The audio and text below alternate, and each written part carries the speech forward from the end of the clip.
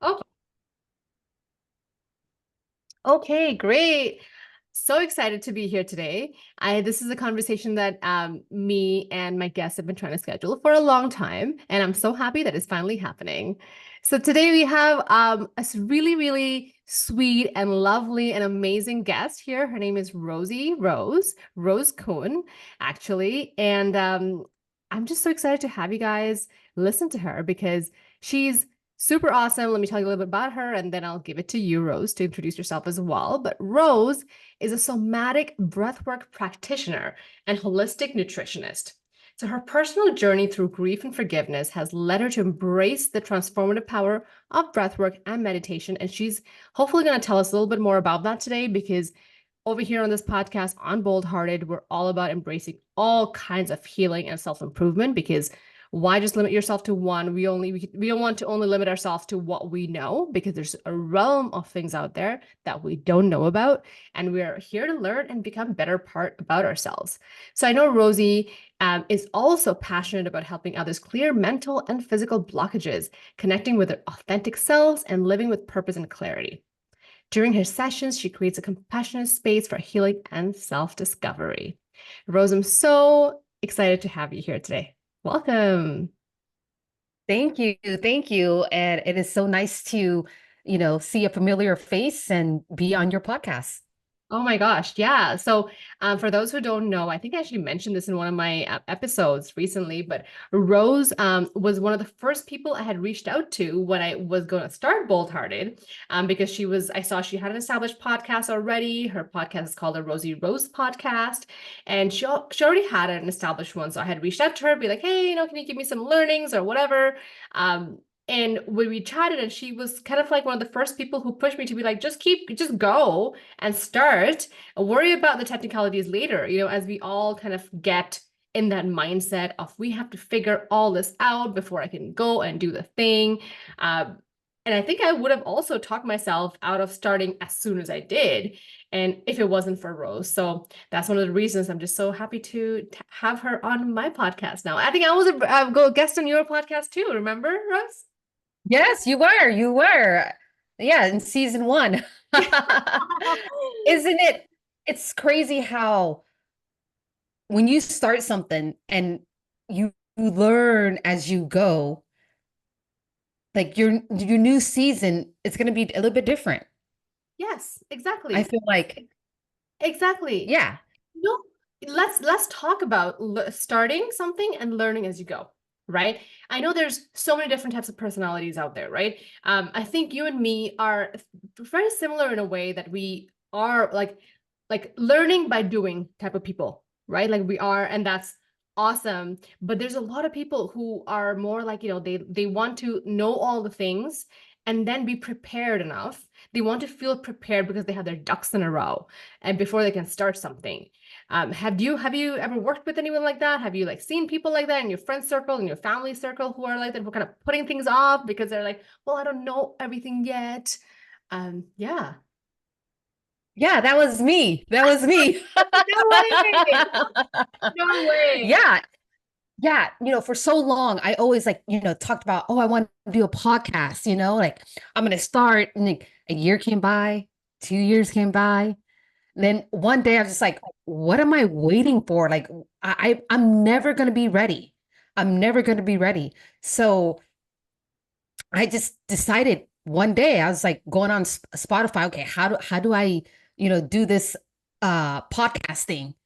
So I think my first episode I released, there was no introduction. It was just me, like in the moment of time, like in the middle, it was like in the evening when I was just like, this idea came up. I was like, oh my gosh, I better go record myself now.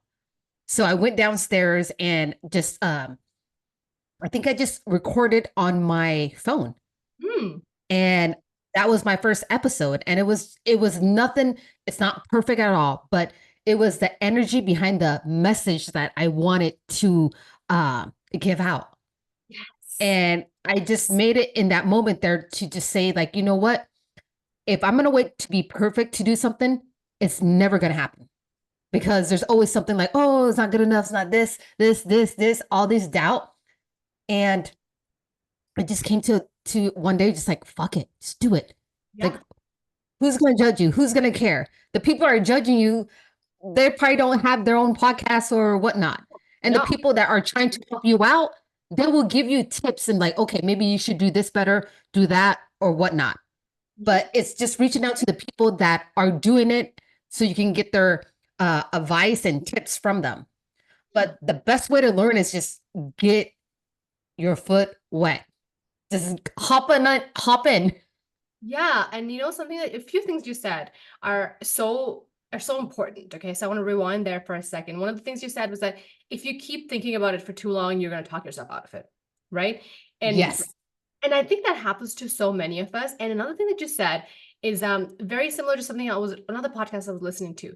You just mentioned that like you felt that jolt of inspiration, right? Or I would call it the jolt of genius, let's say, right? And you just went and you hit record and you recorded it, right? So it was not about, oh, the perfection. Do we have the right intro? Do we have the right, like, the way it's structured? Do we have the right question? It was not about that. It was about the energy behind it, intent behind it, right? So that is so important because I think as we get older, I think when we're kids, we get this, oh, I want to do this jolt of idea or whatever, and you gotta go and do it, right? You're not talking yourself out of things. As we get older, there's so many things we want to rationalize. We want to rationalize, oh, but I don't have the right format. I don't know if I have a right mic. Like, do I need equipment? Like all these things. We have so many things that come up that kind of talk us out of anything at all, of doing anything.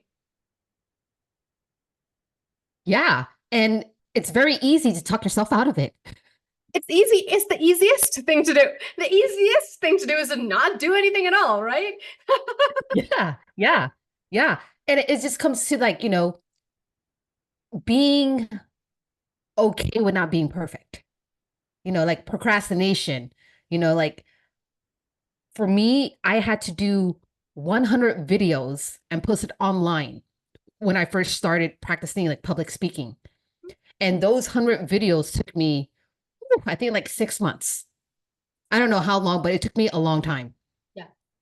So, and just do this test, okay? Say if you want to be a public speaker or just do public speaking, record yourself like a talking head and post it online and have your page public. Yeah. Yeah. You're going to go through so much emotions of just like, what do they think of me? Or, oh, that's not good. Like all these self-doubt is coming up, yapping, yap, yap, yap, yap, yap, yap. And is learning to how can you be okay, not be okay, but like how can you be friends with this mental chatter and just like let it pass through you? Yeah. Because it's hard. Putting yourself out there in public, So hard. there's so many people with different opinions and they have lots to say. And it's like learning to like be okay with that, Yeah, you exactly. know, like having a beginner's mindset, like I'm just here trying. Like it's okay if you have something to say. You take it from who is it that's saying these things to you. But but since I started this journey here, nobody has been really nobody really said anything bad to me in my face. Yeah. They Yeah. may be behind my back, but I don't know. It's not my business. But on this journey, like it's everybody's been very supportive and pretty cool. Yeah. Yeah. Exactly. And I remember that very, very, and maybe you have something like a story like that too. But growing up, I'll share this. I don't think I shared this on my podcast before, but growing up, I still do. I still talk very fast. Okay. But growing up, I spoke faster. I don't know, right? I used to talk really, really fast. So as a kid, you're obviously not trying to like, how does my speech sound? You're not thinking about that. You're talking, whatever. So I was always a fast talker, a speed talker. And my family was always like, oh, you got to slow down, slow down, slow down. I don't hear anything. I don't understand anything. At one point to which it became almost a family joke, right? They're like, oh, you spoke so fast that I didn't hear anything. Tell me the whole story again. So it was a bit deflating at times. You're like, oh, okay, like it's so that all of that, like it kept like it didn't feel like constructive criticism at the time, because maybe because you're a kid or you're growing up, you're a teenager, you're like, oh, it just almost felt um, like I have a problem. You know what I mean? Like I can't speak well. I don't speak well. I speak like so fast, no one can understand me, right? No one can understand me, whatever. That was always like a voice in my head. And then, so that was always a voice in my head. And then when I was in high school, another story is like, it's related. I did a debate competition. Okay. In school, I was like, it was in high school. I was like, oh yeah. I like, yeah, I'll put my hand up. I'll do a debate thing, whatever. And I just wanted to try it out. So I did was part of the debate club, and there was a debate contest with another high school. Okay, it was inter-high school debate contest. So our school had a team of two people, me and this other girl. So when she did her thing, and then it was my turn to like speak, it was my turn to speak. And I kid you not, it was such a traumatic moment because I was like, okay, so I had my whole thing prepared, my speech, and I did it, and I spoke so fast, Rosie, that I was faster than that was like, I think minimum 5 minutes or 7 minutes you had to speak. I Yeah. finished before the minimum time. And because of that, like they had you to wait for the buzzer to go, and that was the minimum time. So I finished before, and then I was like, it was silence, the buzzer hadn't gone off, and I was like, oh no, oh no. And then because of that, we got disqualified because I spoke so fast, right? And I was like, oh my God, I had practices at home. It was supposed to be like this long, but I got so nervous, I spoke so fast. So once again, another thing that cemented in my mind that I sucked at it, I was not good at it. Right. So then later on, like that's the belief I had, kind of like, I'm like, I knew I had good things to say, but apparently my delivery sucked. Right. And later on, I joined Toastmasters when I was like later on, like I think in past university, even like I think I still had like some kind of confidence in my head. I don't know. I always joke that I'm a really like I have the confidence of an average white man. So I'm like, yeah, it'll be great. I can do this, right? So anyway, I did Toastmasters. Yeah. I got those feedback, like, can you stop here? Can you pause for effect and things like that? And in Toastmasters, I got this very supportive community. They were not like, oh, you speak too fast, Sabs. It was never that. It was like, okay, that was wonderful delivery, wonderful ideas. Maybe at that part, if you could just slow down, maybe here you could pause for effect. I learned all that. And then that just bolstered my confidence more and more. And then I realized, I'm like, all the stuff I heard, like I speak too fast and this and that, like I had let other people's voices get into my head. Yeah. And I could totally relate by, speaking too fast because I also spoke as a fast speaker. And I remember my brother telling me to, so he'll pause, he'd be like, oh, slow down, Yes. swallow your spit, you know? And so I was a little like insecure because I spoke fast. And I remember like, seeing Kourtney Kardashian speak, and she's a slow speaker. And I tried to speak slow, like, hey, how are you? That's great. Like, it was too long for me. Like, Yes, hey, I can't. I cannot do and it. yeah, and then the only time I spoke slow is when this American man thought I didn't speak English. So he say, how are you? So I played along. I say, I am good. How are you today? How your wife? Your wife from Cambodia? And then to realize I was like, dude, Jack, I was born in America. I know how to speak English. He was like, oh, what? Like surprise.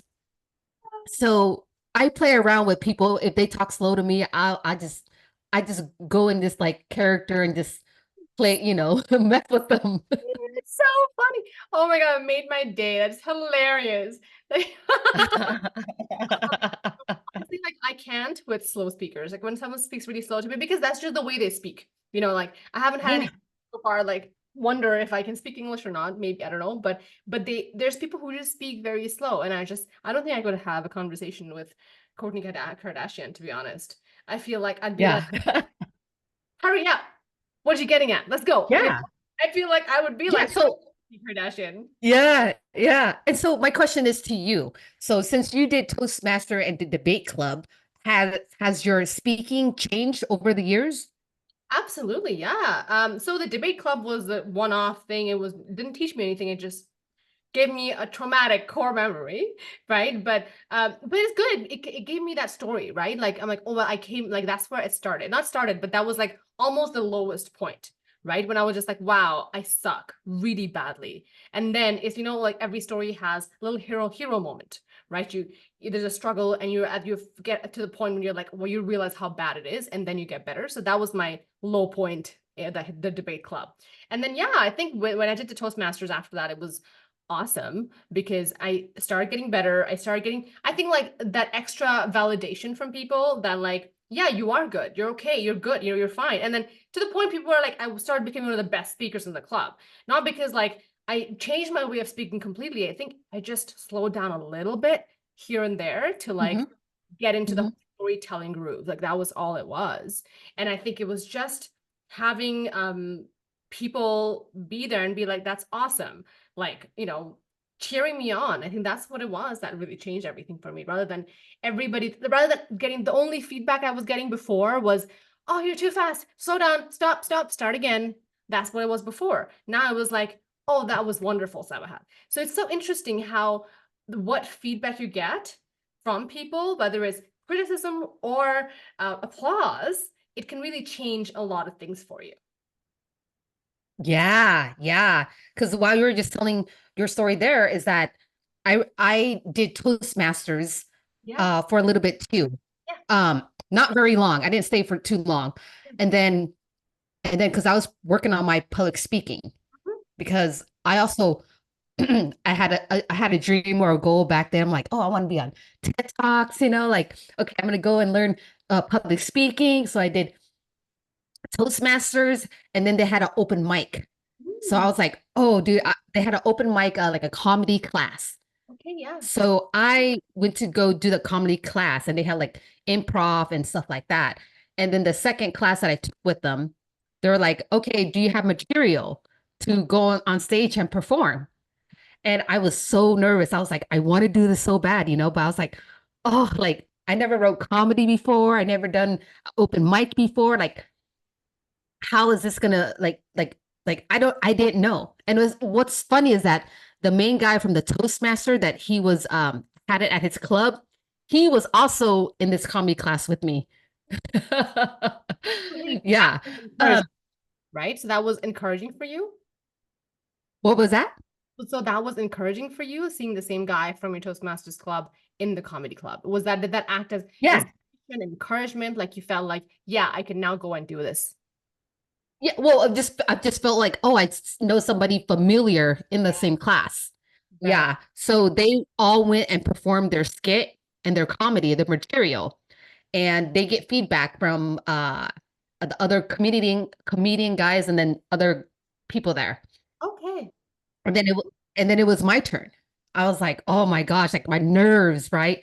My nerves was just like it, you get butterflies, like sometimes when you get butterflies and stuff, like you need to poop, like all these emotion coming up. And I was like, you know what? Just go. Just go. Like, you got this. You got this. So I went on and I performed my skit and or my comedy, and they laughed. They laughed. I made them laugh. So I was like, oh, that's good. And the guy was like, is this your first time? I was like, yeah, it's my first time. He's like, you're ready for open mic. Come to open mic. I was like, oh shoot.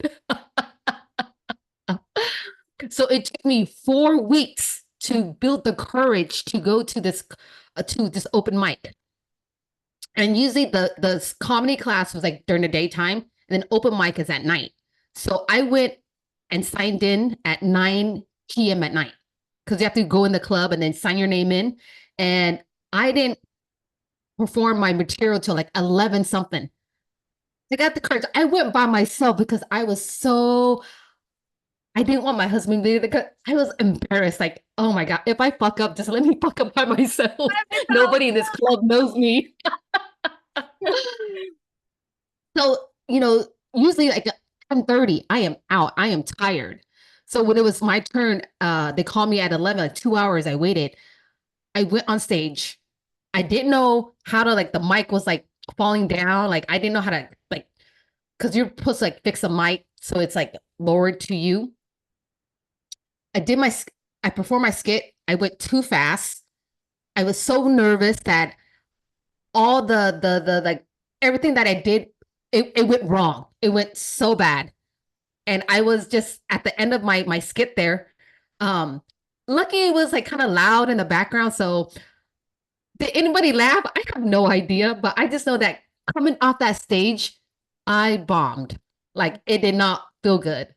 And it took me months to recover from this. But now looking back at it, I was like, you know what, Rosie? I am so proud of you for going to open mic and performing in front of other people, even though you didn't do the best you know, you Yeah. did the best I can in that moment, even though it wasn't my best. Yeah. But now looking back at it, I'm like, dude, I am so proud. I would do it again. I don't know when, but I would do it again. A few things here. Like, you said, oh, you went for the open mic for the first time, which is kudos to you. That's amazing. Like, I feel like comedy is like harder than any type of public speaking, like anything, Yes. because you are making people laugh, and that's just, oh, it's so hard, so hard, so hard. So kudos to you. Like, wow. Second of all, you only had prepared for 4 weeks, which is wild to me. Right? I'm sure people's prepare for years before they step on an open mic stage. So another like kudos to you, your bravery, your spontaneity, your ability to just say yes, okay, let's try it, let's go for it, right? Like that's amazing. And so now I want to come to the last point, which is you said, it took you months to recover from that, right? But then at one point you have to be like, I mean, of course, it's so easy for us to beat ourselves up. It's so easy for us to be Yeah. like, oh my God, I tried this, it bombed, right? And like we said at the Yeah. beginning of this podcast, right? Like it's the easiest thing is to just not do anything. Easiest thing in life Yeah. is to sit here and be like, cool, I don't have to do anything that makes me uncomfortable, right? Yeah. But you Yeah. didn't do that. You chose to let's be uncomfortable. Let's do this cool thing, even if not, I haven't prepared for it for years, right? But and now it took you months to like recover. And now you're like, oh, I love that I did that, right? But you had to like kind of go and forgive yourself and to be like easier on yourself, right? That's hard. Yes. Being easy on yourself is hard because so many of us are so hard on ourselves. Oh, we are our own worst critic, man. We are. Just like it is being a human being is hard, Yes. especially when you make a mistake or do something wrong, like the guilt of coming like, for me, it's like replaying, like, oh, you didn't deserve that. You shouldn't be happy. Like, why did you do that? Like, so hard. And it's just like, how can we be gentle with ourselves? Yeah. It's like we wouldn't talk to our kids or our sibling like that. Like, oh, why did you do that? You're an idiot. Like just negative self-talk. We Yeah. wouldn't do it to our child. And it's like, how can we learn to speak to ourselves like we would speak to our own child? Kindly, exactly. Your own child Yeah.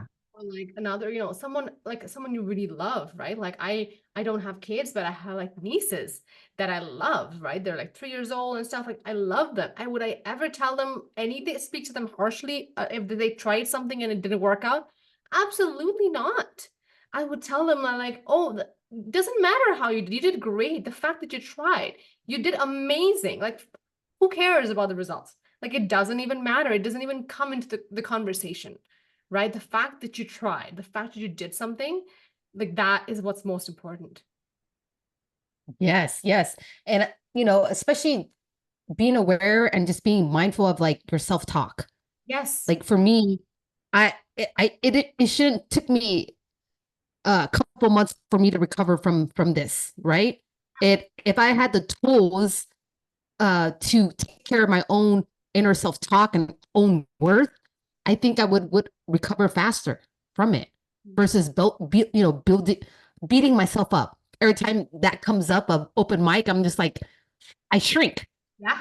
And now I'm like, now I'm able to hold that space and that energy for open mic of like and shine light to it versus shrink and hide and Yeah. go into the dark. Yes. And how does one, like, if there's a memory that brings you so much pain or shame or just not very like good feelings, right? Just bad feelings attached to it. Like how does one shine light on it? Because all you want to do is kind of cover it up, put it in the back. Yeah. Yeah. So the method I use is Tara Brach. She has the RAIN method, which is R is for recognize. So you have to recognize Okay. the emotion that's coming up. R, and then A is for acknowledge. Can you acknowledge the shame or guilt that is happening to you? And Mm. then I is for investigate. Investigate, what is the shame or guilt trying to say? What is it? What is it? Instead of tossing it out, because we're really easy when an emotion, an uncomfortable emotion comes up, we're easy to push it away and do something else to distract ourselves from it. But it always comes back. It always come back. So recognize, acknowledge, investigate. What is this emotion telling me, teaching me? Like investigate it. See what. Talk to it. Shame. What is it that you want? Guilt. Why do you keep coming back to me? What is it? Right? And then N is for nurture. Can you nurture the shame, the guilt, the sadness versus you know, beating yourself up from it or pushing it away? Can you nurture it like you're holding a baby? So if shame is coming up, hold shame like a baby, right? Nurture it, right? Hold it, see it, feel it, and see what it wants, because whatever energy of shame and guilt is coming in through you and is coming out in and through. But it's for you to like, it wants to be acknowledged, it wants to be seen. And when it's seen and acknowledged and felt, the energy just like dissipate, like it's just gone. Really So whenever that event comes up again, you're able to be like, oh, I'm okay with it now. The interesting. shame is not there, the guilt is not there. Interesting. So wow, that's very cool. Like so rain, recognize, acknowledge, investigate, and nurture, right? Okay, that's very cool Yes. framework, and it's the first time hearing about it. So like I want to like ask a little bit more. So when you said, you recognize something is happening here, acknowledge, okay, cool, I'm feeling shame, embarrassment, what grief, whatever around this feeling, and you recognize it. Investigate, like why is this happening? Is that what we're investigating? Yeah. Why is this happening? Like, what is this shame Trying to say to or me. guilt? Like, what is it? Like, yeah, like investigate it versus Okay. blaming or like, yeah, to investigate it, to see, be open minded to it Okay, yeah, versus close off. okay. Yeah. And then finally the nurture. And the nurture piece is the one that I think I want to understand more. Like if I'm feeling shame, embarrassment, let's say, right? How Mhm. how do I nurture that? Because all I want to do is just not look at it, right? It's making me so uncomfortable. Yeah. Yeah. So it's like, I see nurture as you holding that emotion or yourself like a baby, right? You're holding it and you're seeing it. You're seeing this Okay. emotion that's coming up for you. Huh. Are you able to hold this emotion, right? Because sometimes guilt and shame just want to be felt. Because under guilt and shame, there's another emotion behind that. Hmm. And there's this emotions that wants to be felt. And Yeah. after when you feel those emotions that are coming through you, you realize that, oh, something from childhood brought this emotion up that I wasn't able to heal. Hmm. So sometimes those emotions are deep rooted into childhood, Yeah. Yeah. or And sometimes maybe not. maybe not. And maybe what you're saying, like if you nurture that feeling of either guilt, shame, whatever it is that you're nurturing, behind it, like you said, there's something else. Like, it could be that like I don't feel good enough. I don't feel worthy enough. I don't feel lovable enough, right? Like it's those things Yeah. why I'm feeling all these emotions now, right? So yeah, that's cool. Yeah. And then another thing too that also helps me uh uh in my healing process is meditation. Hmm. And if you're not a silent meditation, I do guided. If I'm stuck on something, I go on YouTube, Kyle Cease or something. I Okay. forgot his name. But there's a lot of guided meditation. Say shame is coming up. Shame meditation, shame guided meditation. Take that moment and get some earpods and a quiet room and just go within, right? Just be open to it. So to me, when those emotions arises, and I have time at night, I don't have time. I make time for it Hmm. because I can uh easily say I have other things to do besides really look within myself, because looking within yourself is freaking hard. So Nobody want to feel and see all the rawness, the ugliness, like all just of the that. human being, you know? Yes. Inside is all the stuff that we have that's not prettied up, right? It's not Yeah. up. It's not, it doesn't have the filters, doesn't have the makeup, doesn't have the, oh, let's prepare for this. It's everything inside. It's like, and you're right, like it's hard to look inside, but I also think that the more we get comfortable and familiar with looking inside, the more we're gonna get used to what's in there. And then the more we get used, Yes. not going to be so ugly because it's familiar, it's you, right? It's not going to be that, oh, it's the place you don't want to go into anymore. It's going to be like, oh, that's my home. I can be here for a bit. Yeah. Yeah, because it is coming home to yourself, It you is. know? And there is something so beautiful about coming home and being with you, with your own energy, all that love that you can give yourself, like you can nurture yourself by just, breathing and sending that love to wherever in the areas of your body that needs the most love. Just Yeah, place your hand there on your belly or your heart or your throat and yeah, just give yourself that love like you would give to, somebody like a baby. yes. And It's like, how can, and what you just said, like it's true. Like no one can give you the type of love that you need except for you. yes. That's why you see a lot of women and men looking out for other people to love them. But really, the love is you. Exactly. You're the only one who knows how to love yourself, where to love yourself, and like to what extent, how you want to receive that love. That could just be sometimes, giving yourself those words of affirmation. It could be just like giving yourself some space to be and forgive and think and be. It could be self-care, whatever it is, right? No one else is able to give it to you the way you can. Yes. And also let me add that I've been married for not married, been together for my husband for almost 18 years now. And still there is parts of me where they have the five love language, Yeah, yeah, right? And he's always giving me his love language, which is yeah. acts of service. Yes, And I love act of service, but and for me, it's like not is to speak up to, yes, not like yell at him, but to speak up to like, hey, this is how I want to be loved. You yes, know, yes, more, physical touch, more words of affirmation, whatever it is that your love language is, yes. because they give you their love language, which I Yes, have mentioned. I was like, oh, I love the act of service, but my love language is like, yes, intimacy and like, you know, like, yeah. like, yeah. And Connection. also our husband, Like, you're looking for that. yes.